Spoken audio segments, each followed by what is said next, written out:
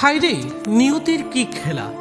মানুষ জন্মিলে মরতে হবে, কিন্তু ভগবান এভাবে যে মরা কপালে লিখে দিল তা হয়তোবা স্বয়ং ঈশ্বর ছাড়া ঠিক কেউই জানেন না।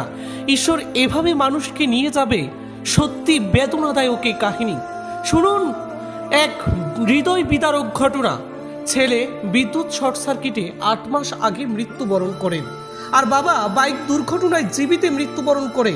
আজ থেকে 5 দিন আগে মেলাঘর টু সোনামুড়া মূল সড়কের ইন্দিরানগর সারুদার বাড়ি মসজিদ সংলগ্ন একটি দ্রুতগামী বাইক 52 আলী শফিককে ধাক্কা মারলে ঘটনাস্থলে আলী শফিক রাস্তায় লুটিয়ে পড়ে। সেখান থেকে তাকে স্থানীয় লোকজন উদ্ধার করে মেলাঘর হাসপাতালে নিয়ে গেলে তার অবস্থা শোচনীয় হওয়া মেলাঘর হাসপাতালের ডাক্তার আগরতলা জিবি হাসপাতালে স্থানান্তর করেন দেন।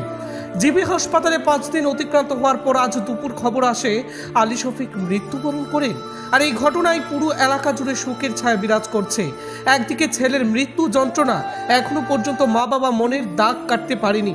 অন্যদিকে বাবার মৃত্যু, ভগবান বা ঈশ্বরের লীলা খেলা যে বড়ই কঠিন। এ মৃত্যু কিভাবে মানবে পরিবারের সদস্যরা? গত কয়েকদিন আগে হারিয়েছে ছেলেকে, এখন আবার বাবা মৃত্যুর কোলে ঢলে পড়ল।